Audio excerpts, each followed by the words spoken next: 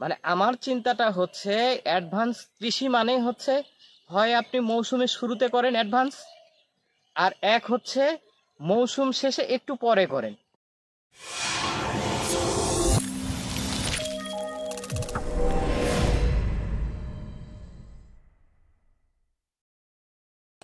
প্রতিটি অ্যাগ্রো ফার্মে আপনাদের স্বাগত জানাচ্ছি। আজকে আপনাদের জানাবো গ্রীষ্মকালীন টমেটো কিভাবে উৎপাদন করা যায়, কোন সময়ে উৎপাদন করা যায়। টমেটো অনেক রসালো একটি ফল, সালাদের জন্য এটি আমাদের দেশে বিখ্যাত।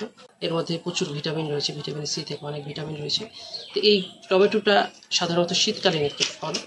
এটা গ্রীষ্মকালে বা গরমের সময় কিভাবে চাষ করবেন বা চাষ করা যায় কিনা সে বিষয়ে কথা বলবো। আমি এখন অবস্থান করছি ফরিদপুরের একটি ফার্মে। কথা বলবো এই ফার্মের ভ্যালু চেইন সহকারী শামীম ভাইয়ের সাথে। এই যে টমেটো যেটা চাষ করছেন এটা সম্পর্কে একটু বলেন। আচ্ছা, এই টমেটো আমার হচ্ছে জুলাই আগস্টের দিকে আমার এখানে হচ্ছে টমেটো আমি রোপণ করি। যে এটা হচ্ছে আমার সেকেন্ড ক্রপ। গ্রীষ্মকালীন টমেটো আমি 100 টাকা করে মাসাল্লাহ বিক্রি করছি। ওটা ছিল গ্রাফটিং। হ্যাঁ, গ্রাফটিং টমেটো আমার এখানেও আছে, আপনাকে দেখাতে পারবো। এই যে এখানে দেখছেন না, এই যে বেগুন গাছ হয়েছে, এই যে আপনারা দেখাই আমি ম্যাজিকটা। এই যে ম্যাজিকটা হচ্ছে এই যে এখানে আছে, এই যে আমার বেগুন গাছ। হ্যাঁ, এটা হলো বেগুন। এইটা কিন্তু টমেটো গাছ চলে আসছে। এই যে টমেটো গাছে টমেটো আসছে। এটা কিন্তু আমার হচ্ছে ওই প্রতি জায়গায় লাগাই রাখছিলাম, কিছু ছাড়া বেশি হয়েছিল সেটা। তাহলে এরকম টমেটো ছিল আমার হলো এখানে এবং প্রচুর ধরছে। এটা হচ্ছে ওই গ্রাফটিং করা ছিল হচ্ছে বেগুনের সাথে গ্রাফটিং। এবং আপনারা যখন গ্রীষ্মকালীন টমেটো করবেন তখন আমার কাছ থেকে গ্রাফটিং টমেটোর চারা পাবেন আমার এই নার্সারি থেকে। এটা হলো 10 টাকা পার পিস। আর এখানে ওই টমেটো শেষ হওয়ার পরে আমার এই টমেটোটা কিন্তু আপনার বাজারে দেখছেন এখন অ্যাভেলেবেল টমেটো। এই টমেটো শেষ হবে যখন, তখন আমার এটা কিন্তু লেট ভ্যারাইটি টমেটো আসবে, এটা কিন্তু আমি বাজার পাবো। মানে আমার চিন্তাটা হচ্ছে অ্যাডভান্স কৃষি মানে হচ্ছে হয় আপনি মৌসুমের শুরুতে করেন অ্যাডভান্স, আর এক হচ্ছে মৌসুম শেষে একটু পরে করেন। তাহলে এই যে দুই টাইম যদি আমি বাছাই করে নেই তাহলে আমি কৃষিতে কিন্তু সাস্টেন করব অর্থনৈতিকভাবে। হ্যাঁ, এটা অর্থনৈতিকভাবে এবং আমি সামাজিকভাবে দুটাতেই কিন্তু আমি আমাকে প্রেজেন্ট করতে পারবো। কিন্তু আমি যদি ওই দেখা যাচ্ছে যে যে সময় মূলো চাষ করার কথা সে সময় মূলো চাষ করে শীতকালের মূলা আমার হচ্ছে 1 মণ যায় হচ্ছে 50 টাকা। আর ওই মূলায় দেখেন আমার হচ্ছে বগুড়া, যেটা হচ্ছে মহস্থানগড় এলাকা, ওই এলাকায় যারা মূলা চাষ করে তারা কিন্তু এই শীতের টাইমে আপনারা মূলা করবেন ওই সময়টা বাদ দিয়ে ওরা হচ্ছে করে কখন, গরমের সময়। মানে আপনাদেরটা শেষ হবে ওরা শুরু করবে গরমের সময়, সারা বছর করে কেটিএস মূলা যেটা সেটা করে। ওরা মূলো বিক্রি করে এক একজনের বিল্ডিং বাড়ি দিয়ে দিছে। আর আমরা মূলো বিক্রি করে বাজারে নিতে ভয় পাই, মানে শরম পাই, লজ্জা পাই। সেই জন্য আমার হচ্ছে গ্রীষ্মকালীন টমেটো শেষ হওয়ার পরে আমার এই টমেটোটা দেখা যাচ্ছে যে এই বাজারটা মাঝখানে গ্যাপ হয়ে পরে যাবে। এখন লেটে যখন যাবে তখন কিন্তু এটা আমার বাজারে দেখা যাচ্ছে যে আশা করতেছি আমি 40 টাকা পার কেজিতে পাবো। আমার মাশাআল্লাহ এইটা কিন্তু দেখছেন আপনি, এই যে নেট আছে, এই নেট থাকার কারণে আমার কিন্তু এই হচ্ছে এটা কিন্তু ফিল্টার নেট, এটা যে মানে খুব বেশি একটা দামি নেট না। এইটা ছিল, এটা থাকার কারণে আমার গাছের কিন্তু গ্রোথ অনেক ভালো। হ্যাঁ, গ্রোথ ভালো এবং ফল যেটা সেট হওয়ার সেটা কিন্তু আশানুরূপ সেট হচ্ছে। এইটা এখন থেকে দেখা যাচ্ছে যে আর 1 মাস পর আমার গাছ কিন্তু এখানে থাকবে না, আমার এই গাছ কিন্তু উঠে আসবে উপরে। তাহলে যখন গাছটা আমার উপরে চলে আসবে তখন এখানে আমি ওই যে নেট দেখাইলাম করলাতে যে নেট দিই আমরা, ওই নেটটা এর উপরে দিয়ে দিব। এর উপরে নেট দিয়ে দিলে তাহলে আমার লাউতে ওই নেট দেয়া আছে, ওই নেটের উপর দিয়ে এই গাছ উঠে যাবে। দেখা যাচ্ছে যে আপনারা চিচিঙ্গা, ঝিঙ্গা, করলাতে যে নেট দিয়ে দেন ওই নেটের মতো ওই জাংলার উপরে আমার টমেটো গাছ উঠে হবে। হ্যাঁ, তাহলে কিন্তু আমার এটা দেখা যাচ্ছে যে আরো 3 মাস থাকবে, আরো প্রায় 3 মাস থাকবে এবং ফল দেওয়া শুরু করবে। আমার ফল দেওয়া শুরু করতে এইটা হচ্ছে আমার হচ্ছে দ্বিতীয় ফসল এবং আশা করতেছি ভালো হবে। আমার এখানে চারা ছাড়া আর কোনো খরচ নেই, আমার চারা ছাড়া কোনো খরচ নেই এখানে। আচ্ছা, এই টমেটো যখন রোপণ করেন সেটা থেকে ফল উত্তোলনের আগ পর্যন্ত কতদিন সময় লাগবে মাঝখানে?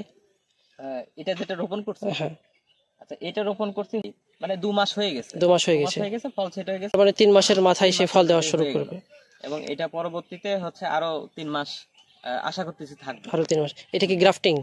এটা হলো নন গ্রাফটিং, এরপরে আবার আমি গ্রাফটিং লাগাবো। আর গ্রাফটিং যে চারার কথা বলেন আপনার কাছে 10 টাকা করে, ওটা কি আপনারাই তৈরি করেন এখানে? হ্যাঁ হ্যাঁ, ওটা আমরা তৈরি করি এখানে, আমাদের টেকনিশিয়ান আছে এবং আমি তৈরি করি। ওটা কিভাবে মানে কোন পদ্ধতিতে চারাটা হয় গ্রাফটিংটা? ওটা হচ্ছে আপনার বেগুন গোড়া থাকবে, বেগুন হ্যাঁ। উপরে থাকবে হলো টমেটো। এটা হচ্ছে আপনার বাড়ি 8 থাকতে পারে, বাড়ি 11 থাকতে পারে, তবে বাড়ি 8 এবং 11 দুটাই জাত খুব ভালো। ওটার পদ্ধতির সুবিধাটা কি? গ্রাফটিং পদ্ধতিতে গোড়া যদি বেগুন হয়, উপরে যদি টমেটো হয়? আচ্ছা, এটা সুবিধা হচ্ছে যে আপনার গ্রীষ্মকালে দেখা যায় যে সব থেকে বেশি সমস্যা হয় গাছে উইল্ডিং, গাছ হচ্ছে গোড়া পচে মরে যায় টমেটো। এই গোড়া পচা রোধ করার জন্য আমাদের হচ্ছে রোগ প্রতিরোধী যেটা ড্যাম্পিং অফ নাই, হ্যাঁ, এই উইল্ডিং যে বেগুনে হয় না, সেই বেগুনের গাছের সাথে ওই টমেটো গ্রাফটিং করা হয়, যাতে আমার প্রত্যেকটা গাছ থাকে, কোনো গাছ মারা যায় না। ও আচ্ছা, এটাই সুবিধা। আচ্ছা, উপরে যে নেটটা দিয়েছেন এটার সুবিধাটা কি?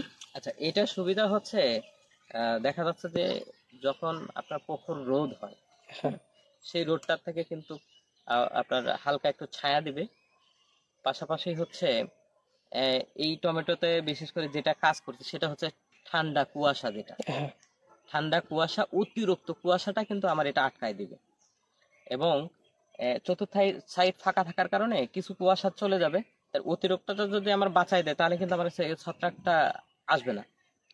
পরে যে জানলা সেট করবেন তখন তো এই নেটটা খুলে ফেলবেন। হ্যাঁ, নেটটা খুলে সেক্ষেত্রে কি অতিরিক্ত রোদটা পড়বে না তখন চৈত্র মাসের? তখন হচ্ছে দেখা যাচ্ছে যে আমার গাছ তো এতদিনে আমার প্রোডাকশন দিয়ে দিবে, আমার জানলা দেওয়ার পরে যা ফলটা থাকে ওই ফলটা ম্যাচুরড হয়ে গেলে তো আমার এনাফ আর লাগবে না। আচ্ছা, তখন আমি ওইটা গাছ মানে শেষের দিকে চলে আসবে, ফলনটা শেষের দিকে চলে আসবে। ওই সময় আমি যা পাবো বা গাছে যে ফলগুলো সেট হয়ে গেছে ওটা নিয়ে নিলেই আমার এনাফ।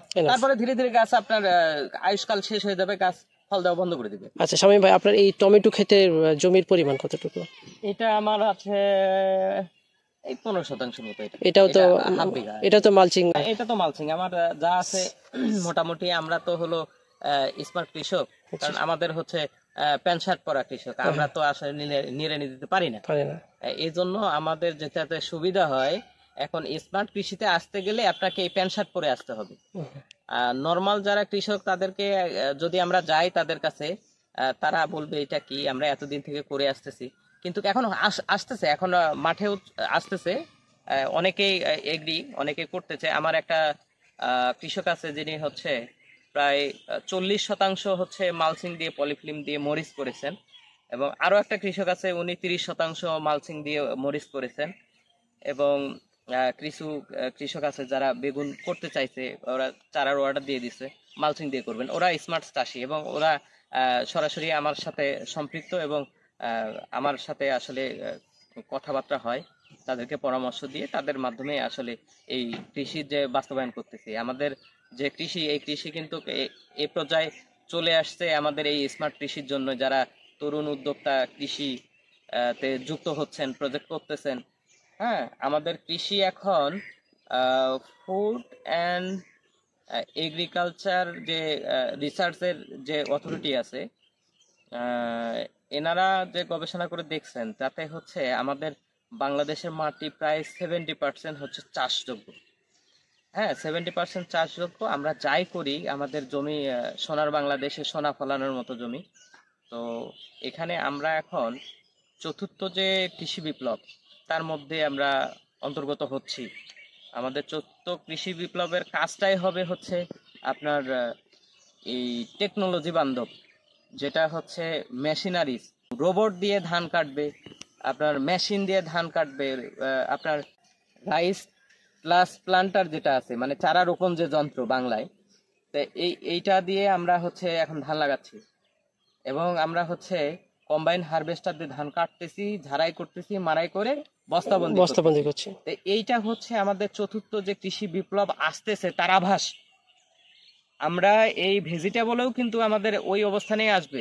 আমরা মালচিং করলে আমার নিড়ানি খরচ নাই, আমাদের তো কৃষকের প্রচুর সংকট, আমাদের কৃষক কিন্তু আমরা পাই না। তাহলে কৃষক না পাইলে কি আমাদের চাষাবাদ বন্ধ হয়ে যাবে? যাতে না হয়, এবং যারা শিক্ষিত যুবক তরুণ যারা চাকরি পাচ্ছে না, তারা কি করবে? তারা আসবে, আমাদের সাথে আসবে এবং এই টেকনোলজিগুলো শিখবে।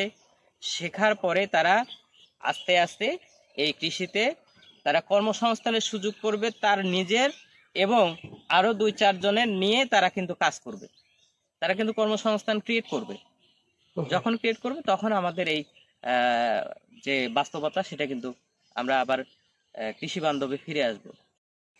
গাঁদা ফুল যেটা দেশীয় গাঁদা, এটা কিন্তু 12 মাস হয়, হ্যাঁ, যেটা মালার জন্য ছোট সাইজ।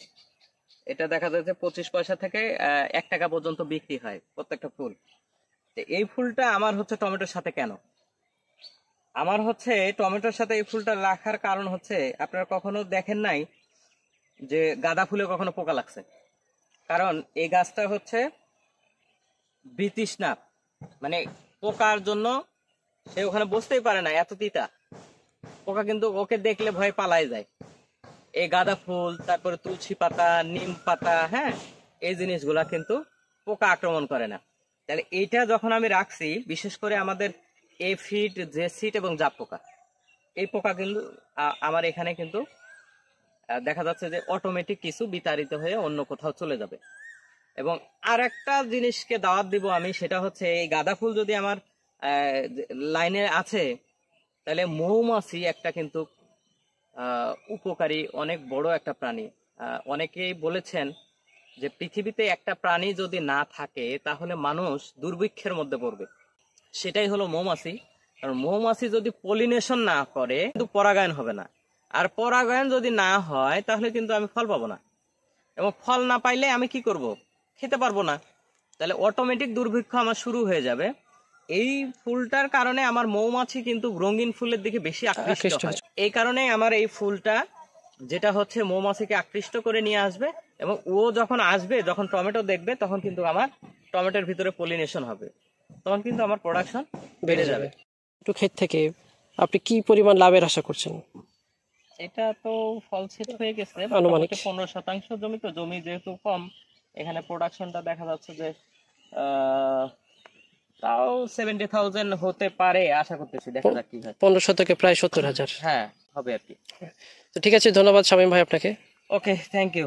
এতক্ষণ আমরা জানলাম কিভাবে গ্রীষ্মকালীন টমেটো উৎপাদন করা যায়। আশা করছি আপনারা উপকৃত হতে পেরেছেন। সবাই ভালো থাকবেন, সুস্থ থাকবেন, আর প্রতিটি আগ্রো ফার্মিং চ্যানেলের সাথেই থাকবেন। ধন্যবাদ।